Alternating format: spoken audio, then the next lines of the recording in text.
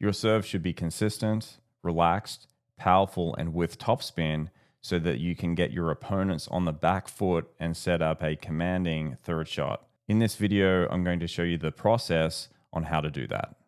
There are many ways to hit a serve. This is me serving in slow motion. I have a more orthodox style. And then this is Nathan Reeve, who has the most potent serve in southern Utah, swinging over his head Rafael Nadal style.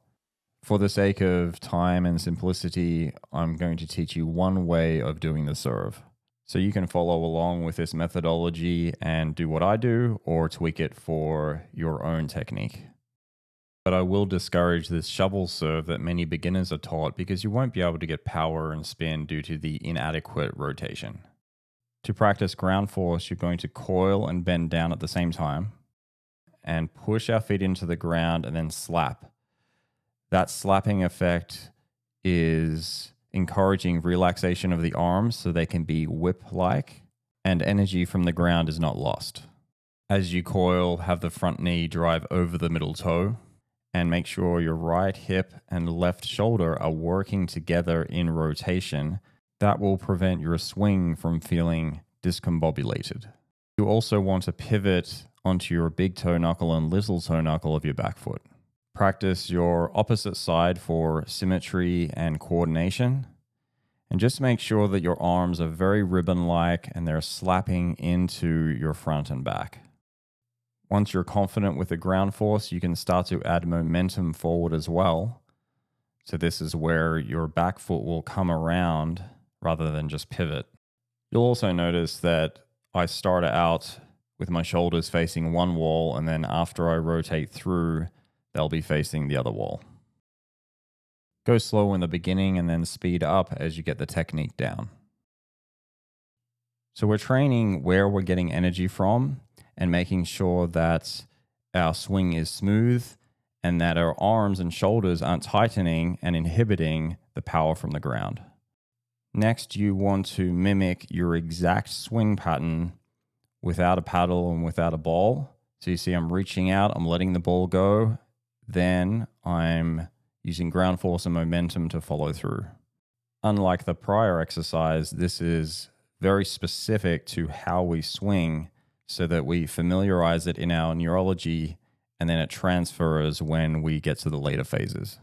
This time I want you to take note of the front knee and the rear elbow and how they work in sync together. So as the knee bends forward, the elbow comes back.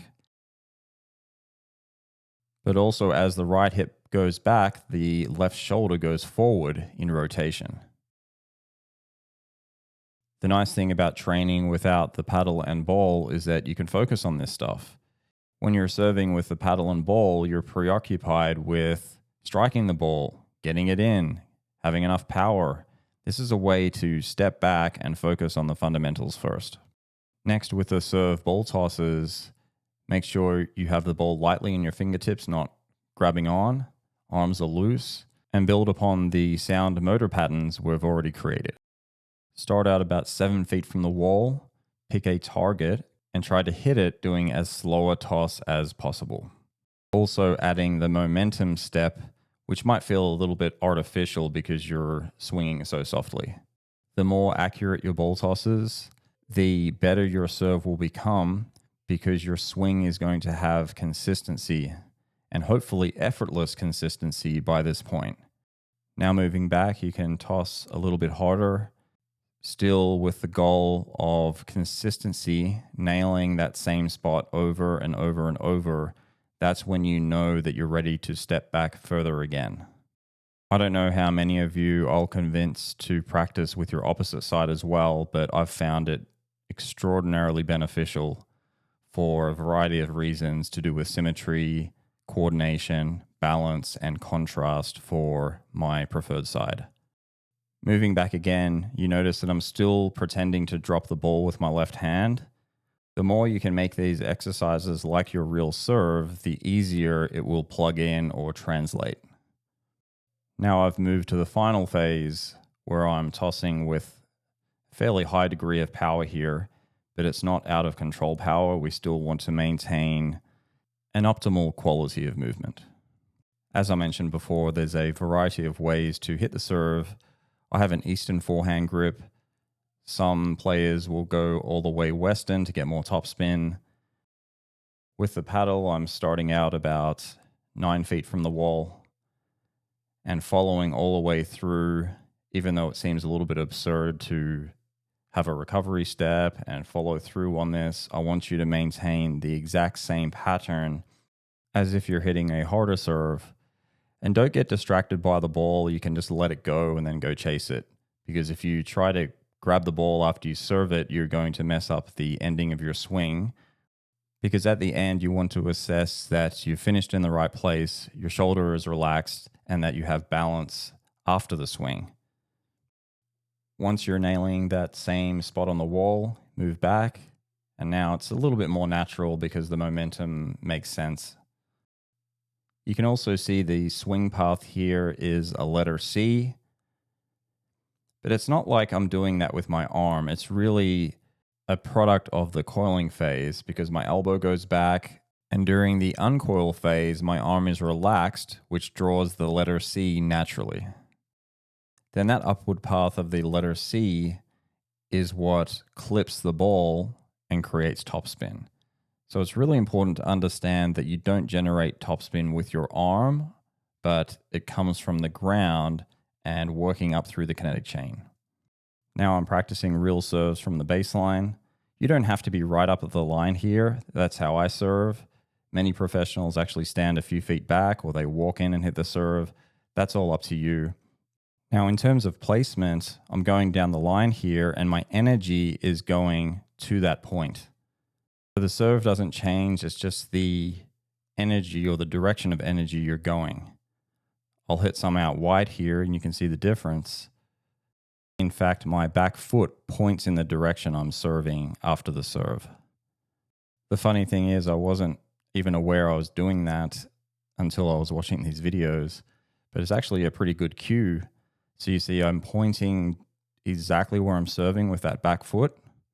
And then going out wide here, you'll see that back foot comes around a little bit more than on the down the line serves. And if you're a really obedient student, you will practice the left side as well. And just remember, if you can serve with your left side, then when lower level players invite you to play, you don't have to scoff. You can actually play left-handed, and that makes it enjoyable for you and for them. So once you've practiced some slower serves, then you can go full pace. And when I say full pace, I really mean 80%. If you find that something discombobulates or you start tightening in places, then you're above the functional threshold. You want to temper it down so that you can hit as hard as you can within your limits. Also keep in mind that depth is more important than power. What we're trying to manufacture here is adequate depth, power, and topspin to keep our opponents back. If you need to get the ball deeper, you just have to aim higher, which will automatically push your serve deep. Not only did this methodology help my serve, but it also helped my mental game as well, because knowing that the ball is going to go in with consistency and deep reduces cognitive load, worry, and opens up strategic options. So you can't separate the technical, the strategic, and the mental game. If you have any questions about the serve, be sure to comment below. And I just want to say I really appreciate the response so far on this channel. It's only 3 weeks old. But the most important thing for you is to actually go and do these exercises. Then after you've done them, comment, let me know how it goes. So that way I can refine what works and what doesn't work to make these videos serve you better. And if you want an in-depth tutorial on the soft game, meaning dinks, resets, drops, that type of thing, I recommend this tutorial next.